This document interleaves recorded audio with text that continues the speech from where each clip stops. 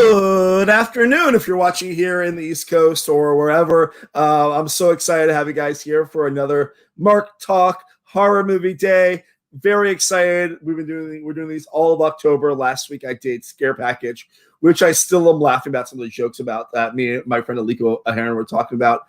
Today we have another great movie talking about. And the thing about these episodes is I watch a movie that's recommended to me by a guest that I never seen before. And this is one that I've never ever seen before, like at all, like anything from this director. So it's really excited about that.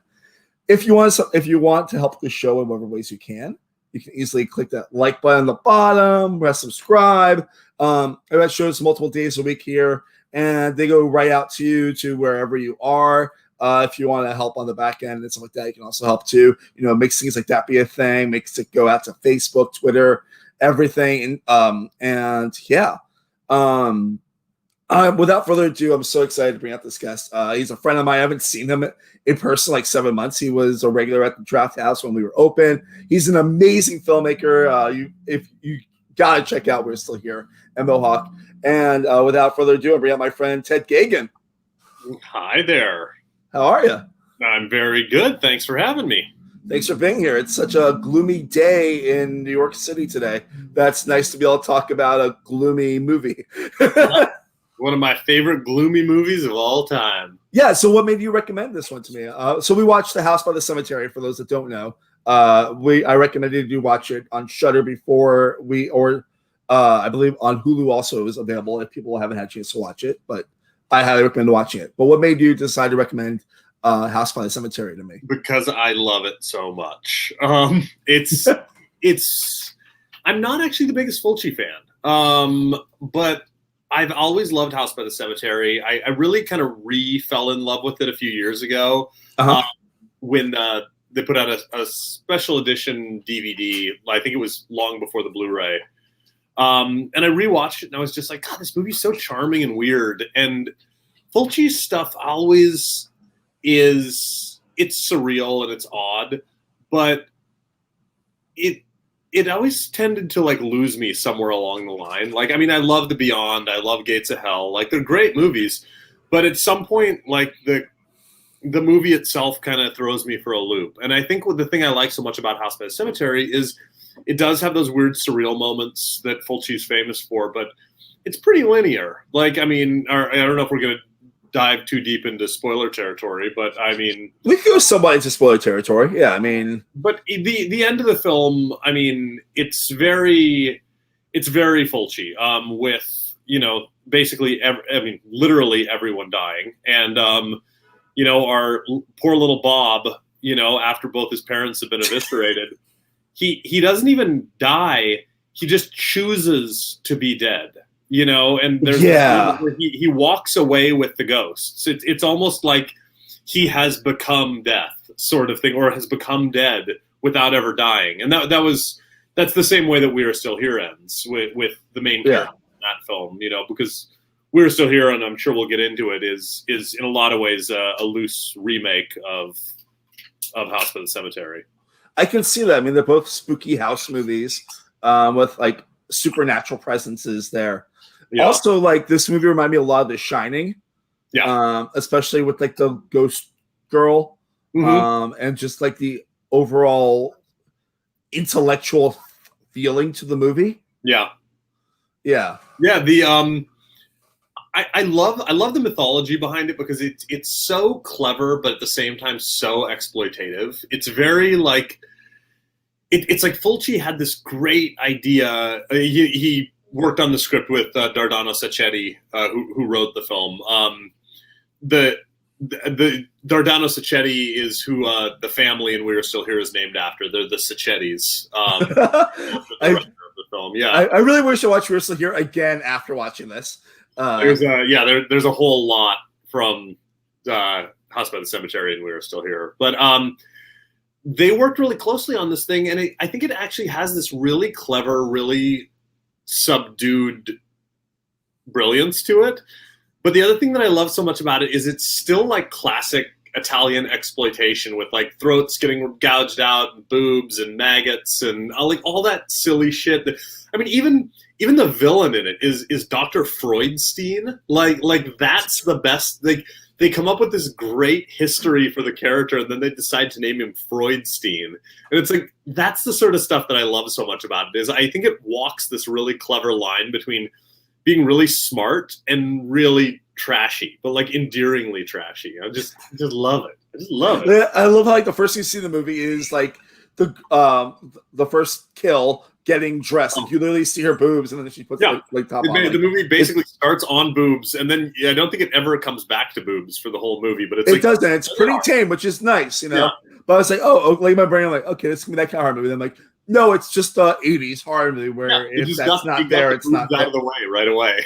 They're like, check off that box, and then like, it's such a interesting like first kill because it's such a cliche slasher kill. Like she's like walking around the house, and all of a sudden like the killer comes out of nowhere and basically just stabs her through the back of the head, and it comes out of the mouth. Yep, and that actress Anya Peroni, that's who Anne, the barber's character, is named after, and We Are Still Here. Oh, okay. Yeah, I mean, well, Anya is Anne, right? And then, I mean, literally everyone's named after someone in it. And even the wait, that was not this. That's not the babysitter though. In the because like, that actress, the babysitter's later. The babysitter's later. Babysitter's name was Anne. I'm like, wait, that's that. Yeah, that's what it was. Yes, yeah. Because I mean, I'll jump right there, but like. I love how every time you see her, like the babysitter, it just focuses on the eyes at first, like for the 5 times you see her in the movie. Because so basically, what happens in the start of the movie is there's this portrait in the New York house of this family, and it's a creepy like Boston house. Yep. And there's a creepy girl in the window, and the creepy girl is following the son Bob around when they get to Boston, and. It's just like a very unsettling movie. Well, and the little girl, May, is the daughter of the monster, Jacob Freudstein. And that's actually where the new age couple in We Are Still Here, Jacob and May, Larry Fessenden and Lisa Marie, they're named Jacob and May after Jacob Freudstein and his daughter, May. So the whole movie's that. Oh my god! I really like now. Like I'm so mad I've not watched We're Still Here like in over a year. So like I'm really now excited. Like I remember like how much I loved it so much. And it was just, their kid in both movies is named Bob. Except in We're Still Here, the kid is dead. Their ghost son is Bobby. Yeah. Like who names their kid Bob though? Like it's such a weird name for a kid. I also found it really funny when I was like watching the movie. I realized even though the whole cast of the town they're speaking English. Yeah. Except for the kids. Yeah. And that was really common for Fulci. A lot of his films, especially the stuff he shot in the States, he would shoot it all in English with Italian actors. And sometimes he would actually shoot dual sequences, which Argento did as well. You see that in Phenomena, Creepers. There's a lot of scenes that he shot in both Italian and English. And Tenebrae, he did the same thing. But Fulci did it less. But The Beyond... House by the Cemetery, Gates of Hell, and New York Ripper all feature a lot of Italian actors speaking English to varying levels of success. Yeah. Go ahead, please. Oh no! I was just going to talk about like how like I love how deliciously like 1981 this movie is, like how it's still like stuck in the 70s, like all the costuming and everything, and like it's also really cool because I was reading on IMDb like the trivia that Fulci is the professor that that Norman is talking to in the beginning of the movie. Right out in the front of the New York Historic Society on the Upper West Side. I always laugh as a New Yorker. I love the so interesting little trivia at the beginning of the movie when the family moves from New York to this town. Right. The house that they exit from is on the north end of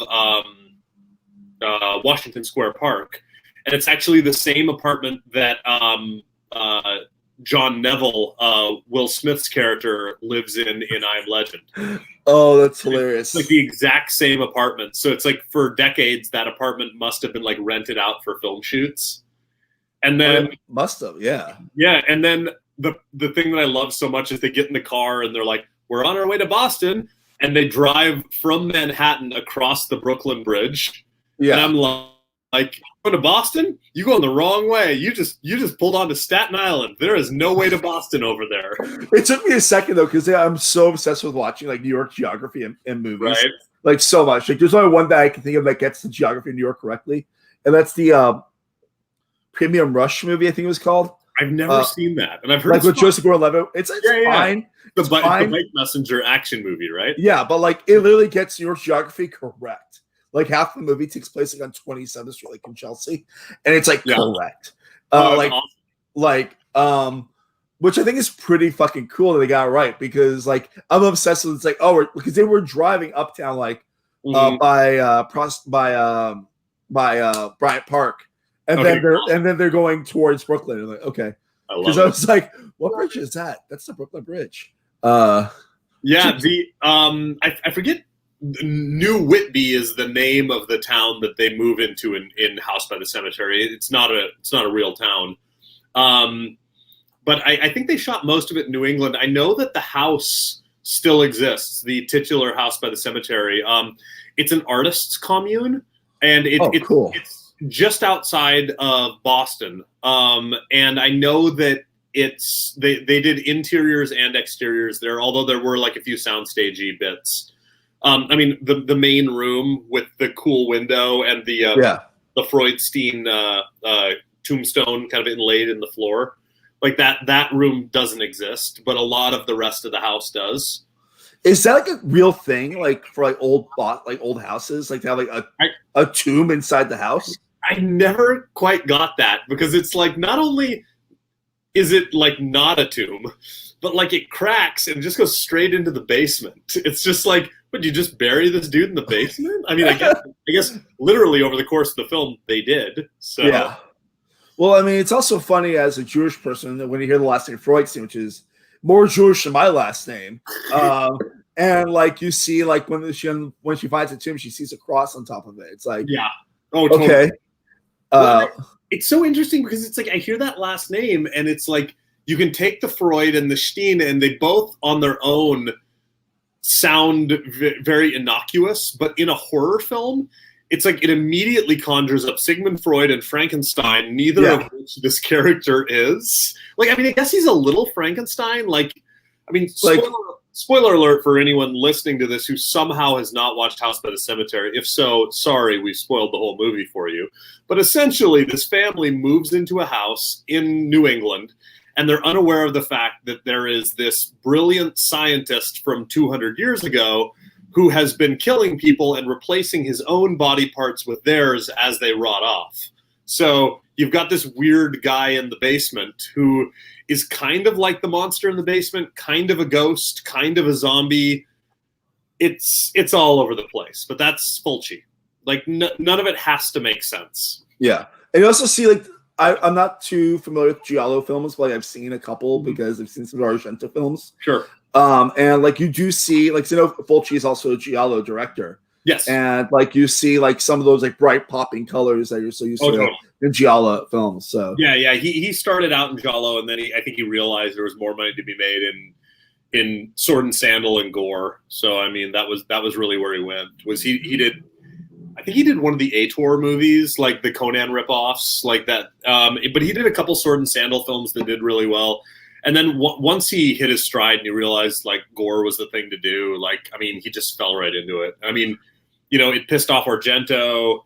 They got into, they never saw eye to eye until Fulci died. It's really interesting. Like there's such a weird, because when you think of Italian horror, it's Dario Argento and Lucio Fulci, at least in the 70s, 80s, like not the Bavas and everything. But Fulci, once he found his little niche, he was just like, dude, I'm just going to make exploitation movies. Like, I'm just going to make trashy, gory, nudity, like silly bullshit. And people like it. They have fun with it. Like, I'll totally saw off a kid's head with a hacksaw if people will like bring their whole family to watch this thing, because I just want the ticket sales. Like he was so on top of it. Like he was such a like businessman when it came to it.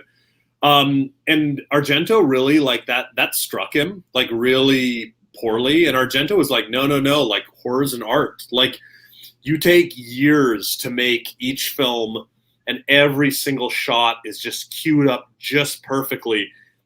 And Fulci was like, dude, you can make 8 movies in the time it takes to make one of your movies. Like, no, dude, I'm gonna make more money. And they were never friends, but there was a direct divide between them, and they really disliked each other for most of their lives. And then shortly before Fulci died, he reached out to Argento and was like, I like you, like you make these really classy movies and I make this like silly bullshit that people like. Why do we hate each other so much? Like our art is different, but like, that's okay. Like we're allowed to have different art. Like it's not like people are going to pigeonhole Italian horror into one or the other. Like we can do both things. And Argento took it really well, and they collaborated. And the intention was for them to make a movie that Argento was going to produce and Fulci was going to direct, called Machera di Sera, which is The Wax Mask. It was a period film about a wax museum. It was basically a remake of like Terror at the Wax Museum. Okay. And they were just about to make it, and Fulci dropped dead. I think it was 96, maybe. Yeah, he died in 97, I think it was. Yeah, I think. Yeah. And they didn't know what to do, so they ended up making the movie. The movie's available. I believe it's on Shudder. The Wax Mask. And Argento, I believe, still has a producer credit. I think Fulci might have had a producer credit, like posthumously. But it's a fun movie, and it's kind of neat to watch it because it feels like what would happen if Fulci and Argento made a movie together, even though ultimately Fulci didn't direct it. But it still feels like a Fulci film. It's got that trashy element. It's got a ton of nudity. It's really gory, but it's got the stylistic choices that Argento made that Fulci never made. Yeah. When did you fall in love with Fulci? Because I mean, like, obviously you're a huge fan since you since your first film is very much a Fulci inspired film. I actually grew up loving Argento. Like Argento was really my Italian horror of choice. Like I'm a huge Tenebrae fan. Like I love Tenebrae. I love opera.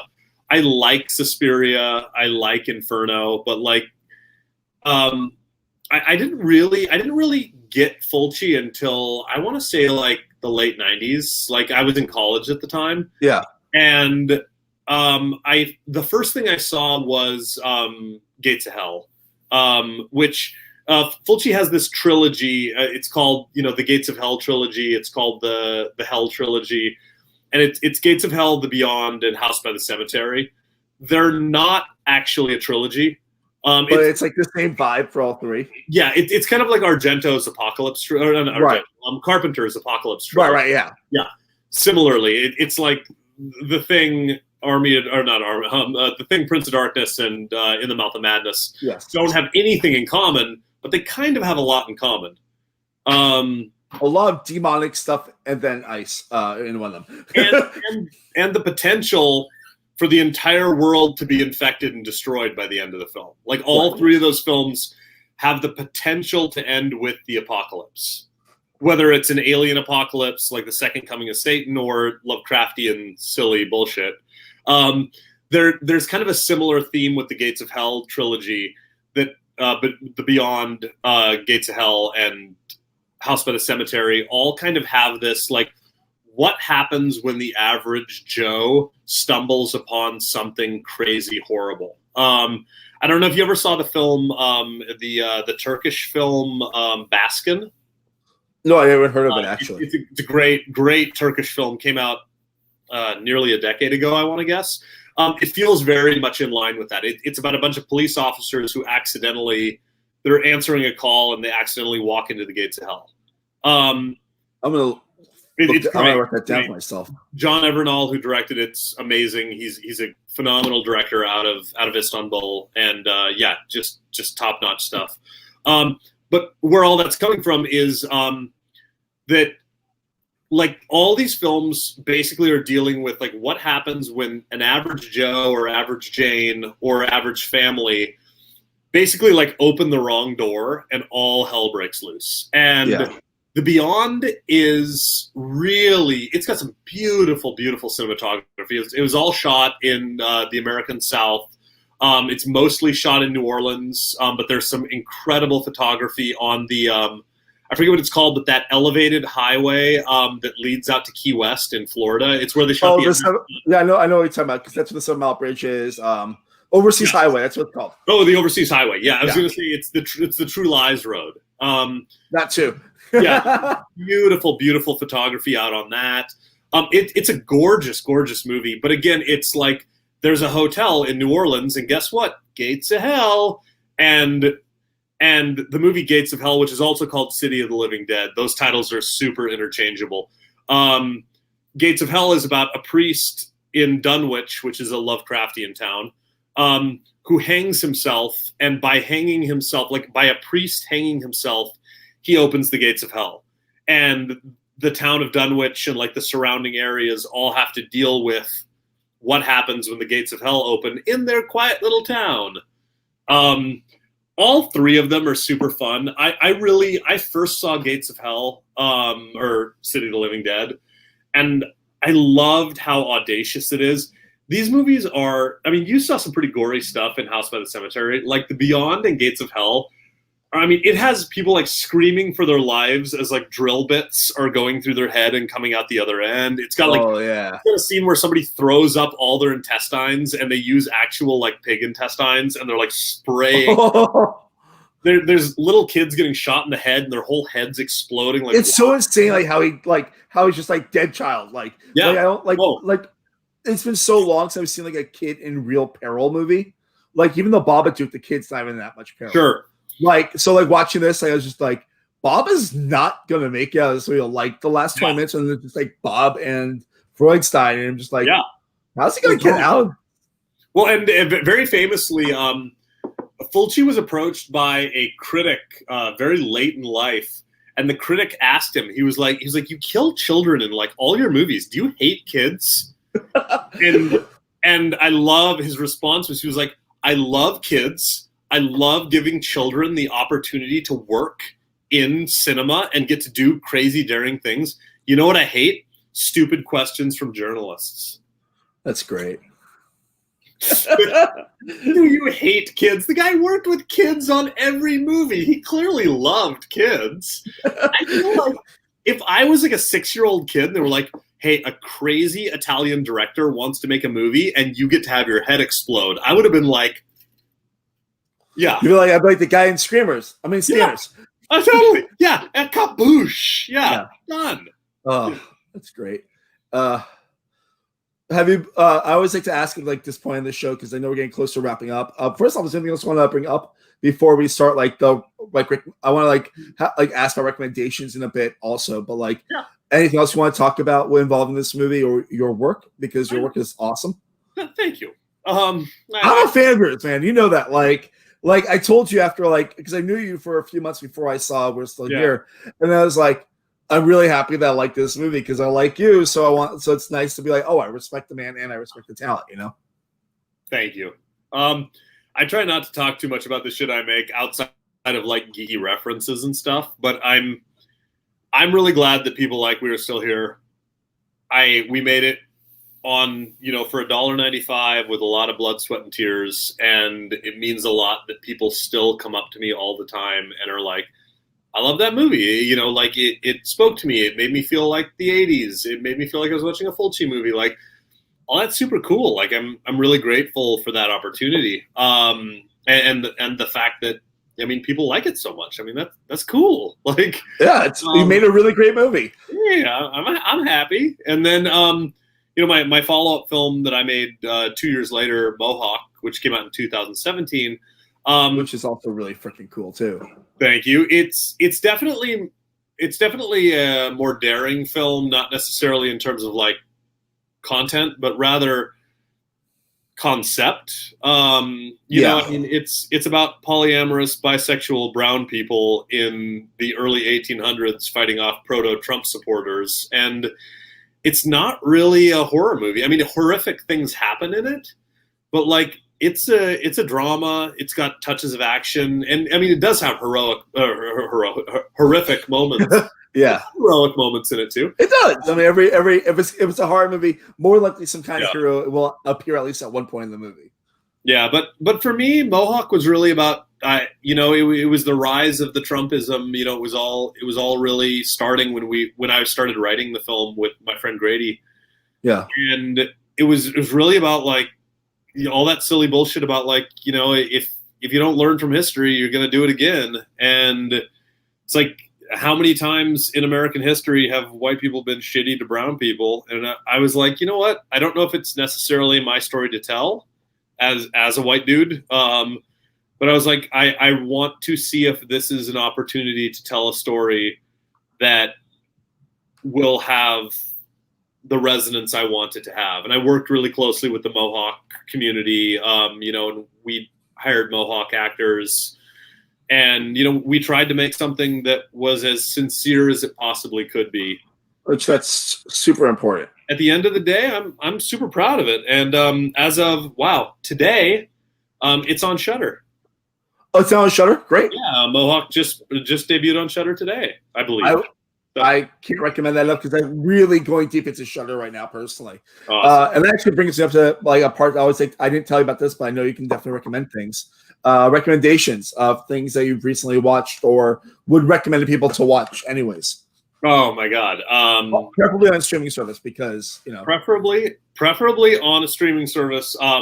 This is really cute. My partner actually just spoke to me over the laptop. She like popped out of the other room and mouthed a title to me. And it's going to be the title that I was also going to suggest, which is Host. I was going to recommend that too. Yeah, I saw that the other day. It's incredible. It's phenomenally good. It's the sort of good that frustrates me. Like I think the director is amazing. He just signed like I think a 3-picture deal with Blumhouse. And which is great because yes, I cannot wait to see what this guy does next. It's so easy to make a movie that's like, oh, it's first person bullshit, and every 5 minutes something spooky happens. And he nailed every single thing that he should have failed at. Every scare works, the first person stuff works. And the whole movie's like 57 minutes. Like, God bless you. It's also cool because it was made during the pandemic. Yeah. And for those that don't know, it's actually seen on a Zoom call. Mm-hmm. And like, which is also important to know. Like the entire film is the host of a Zoom call decides to tell her friends that this week for their weekly Zoom event, they're going to hold a seance. And that concept sounds so cheesy. And every time I tell people it's about a Zoom call, seance, they're all like, are you fucking kidding me? And I'm like, no, just watch it. Because within minutes, you buy every single beat of it. The acting is phenomenal. It's completely female-led. There's one male actor in it. Yeah. The actresses in it are, every single one of them is top-notch. The direction is top-notch. The scares are top-notch. And the fact that it was directed via Zoom, social distance, like a director was sitting on Zoom saying, okay, now you need to get scared, that he got those reactions and that sort of quality out of it, like blows my mind. So that's my number one recommendation right now during quarantine, during the Halloween season. Yeah. Outside of that, God, I wish I knew if these were available on free streaming. But you know, Halloween movies that I really love. I really love Mike Dougherty's Trick or Treat. I think it's a sweet film. I think it's on Amazon, but I know I've seen it like somewhere. Like it's easy to get your hands on. And for anyone listening, that's Trick and the letter R, Treat, not Trick or Treat, which is also a really fun 80s movie about a heavy metal rocker who comes back from the dead. I'm referring to Trick or Treat. the vaguely anthology horror movie that came out like 10 years ago. Yep, lots and lots of fun. I really enjoy that one. There's also a film that is not available on any streaming service, nor is it available on any physical media, to my knowledge. I never tell people it's on YouTube, because that usually means you're stealing money from someone who has it out there. I don't believe this film is available anywhere. It's an ABC movie of the week from, I believe, 1985. I saw it when I was a little kid, called The Midnight Hour. It is on YouTube. It is such a joy, and to me it is like one of those things I love to watch every single Halloween. So it's on YouTube. It's been on YouTube for like 10 years, so I feel like whoever owns the rights to it doesn't care that it's on YouTube.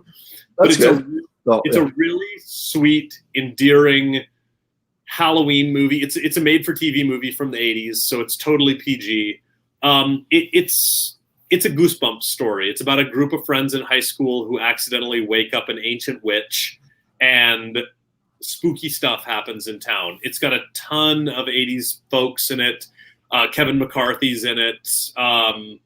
Why did I just forget his name? Clarence Boddicker. Oh, God, right on the tip of my tongue. Clarence Boddicker. Dad from That 70s Show. Red. Yes. Why am I spacing? Anyone watching this is probably like, God damn it, Ted. Seriously. My God. What is his name? Why am I forgetting his name? This is embarrassing. He's in it. Because he was Kurtwood Smith. Kurtwood Smith, thank you. Yes, Kurtwood Smith is in it. LeVar Burton is in it. Everyone's in it. Like, if you were in the 80s and had a career. It's a lot of fun. It's available on YouTube. It's called The Midnight Hour. And it's got a ton of fun music, and the narrator / host of it is Wolfman Jack. Even better. So check that out. And if it's available legally on any media, do that. But I don't believe it is. I'm going to give some recommendations quickly, because I was going to recommend the host, and since you gave a couple, I'm going to give a couple myself. I'm going to go towards horror comedy this time, because I feel like that's been a very strong category recently. Yeah. I'm going to recommend Scare Me, which I watched the other day on Shudder. I haven't seen it yet. I heard it's a lot of fun. It's a lot of fun. It's not as scary as I thought it was going to be. The ending was a little bit, but like 90% of the movie is so much fun. Okay, awesome. Like, it's done by a couple of UCB people, like Josh Rubin wrote it, acted in it. Aya Cash is in it. Cool. Chris Redd's in it. It's a very cool, like, fun, like, people are stuck in a cabin in the woods and like snowed in, and they just try to scare each other. And it's tiny cast, right? Tiny cast. There's like 6 people in it. Okay. Well, there was more than I thought. I thought there were like 2 or 3, but yeah. Okay. Awesome. There might be only 5, but yeah. Also, it's not quite a scary movie, but I actually am going to defend this movie because I enjoyed this and it hit me in the right spot, and I don't give a flying fuck. Hubie Halloween. Yes, I'm recommending a 2020 Adam Sandler movie. The reason why is because if you like Big Daddy, if you like Billy Madison, if you like Happy Gilmore, all that stuff that you like about those movies are there. And it's a fun Halloween movie that's like alternatively Halloween. Well, if my partner was nearby, I'd have her. I'd say she can run in and be on this and tell you that she loved it. We watched it the other night, and it was really sincere and endearing. I was very much surprised. I haven't not hated an Adam Sandler film in like 20 years. Really, I couldn't stand even like the Little Nicky era stuff. Yeah. I enjoyed Billy Madison or early, like basically right after he was off SNL. Yeah. It totally struck me in the right way. I thought the supporting cast was really fun. It's shot beautifully. There are shots in that movie where my partner was constantly looking over at me and being like, that's a gorgeous shot. And it's a good movie. It's got decent enough scares, even though they're like funny scares, but like it's there's something just right about that movie. Mm-hmm. And of course, if people want to see your stuff, it's super easy to see. We're still here, and Mohawk are both on Amazon Prime, and Mohawk, as you heard, is now on Shudder. Shudder, you can sign up for a week-long free trial, and there's also like a 30-day free trial if you find like a code for it, which I did, and I'm enjoying it. I'm a furloughed person. I'm allowed to say that. Also, let's see right here. You can follow Ted on Twitter. And we didn't talk about it, but Final Exam Trivia is really, really fun. if you want to talk about that a little, you can, of course. Yeah, so Final Exam is a trivia event that I co-host with my friend and journalist Michael Gingold. It is the online version of a live trivia event that we hosted for several months on New York's West Village. Once the pandemic struck, we decided that we wanted to try to bring it online digitally for the rest of the world. And it has become wildly successful. However, we had been hosting it every single Friday for 28 weeks. And I felt like 28 weeks later, it was time for us to stop doing it every week. But we are hosting it still quite regularly. We hope to, at least in the immediate future, be able to host it at least once a month. It is totally free to play. We have awesome prizes, amazing sponsors. It is a half-hour trivia game. You can play it on any mobile device, any laptop. It requires no audio or video. It's just rapid-fire horror questions, expert level. People have really responded strongly to it. Our next event is a Halloween-themed event on October 30th, night before Halloween, that is sponsored by Daily Dead, a really cool website that is allowing us the opportunity to come back later this month. So, yeah, we're if you want to play Final Exam Trivia, follow that or follow this on Twitter. Yeah, I love the backwardness of StreamYard. It'll be October 30th at 7 p.m. Pacific, 10 p.m. Eastern, and we would love to have you hang out with us. And they're really fun quizzes. I did one a couple times, and I love it. So, yeah. You're just so complimentary. I feel like I should do this with you every week just so you can raise my ego. I mean, I'll do it. I don't care. I like you. So, but next week I can't though, unless it's not on Monday, because next week. Fine. Spoiler alert, I've got my friend Jory Mantor coming on the show and talk about Lair of the White Worm, which I've never seen before, but I've heard I would enjoy it. I mean, I've never seen any of these. I've heard I've had so much fun, like his last Go Watch Scare Package, which I loved a lot of. House by Cemetery I also loved, and this I'm sure I'm going to love too. And also, if you know me and Jordan, we're going to get super nerdy and super weird, because that's what we do whenever we talk. And other things or programming coming up this Wednesday. Got my friend JC Wong. We're going to be talking to him. Normal MarkTalk interview day. I'll be talking to him. He's in Singapore, so it'll be the first time I ever have someone that's 12 hours difference from me. It'll be it'll be 4 a.m. when we start recording, but he's a very early man because of sequester-related stuff. And on Friday, I got my Brant Steele Day. If you want to be in, let me know. And possibly win MarkTalk Brant Steele and wins fake version of Survivor. Ted, if you want in, I always invite people in if they want. We'll see. I've never seen Survivor, but I can just pick people that I want to die. Well, no one actually dies in Survivor. Then why is it called Survivor? I thought they executed somebody every week. Because I remember when it first came out, I actually thought that was going to be the thing. And I was very weirded out. Wait, CBS can't murder people on TV. Mark, I thought this was why you love this show so much. You keep telling me what Survivor was, and I thought it was because we were killing people off. No, man, we're trying to see who can last the longest on the island and win the money. It's okay. I still love you. I still love you too, Ted. And of course, you can follow me at MarkLevy85 on Twitter. Ted, thank you so much for being here, and I'm always happy to talk to you, dude. My pleasure. Bring me back anytime, buddy. This is such a pleasure. And I'll see you guys next time. Bye.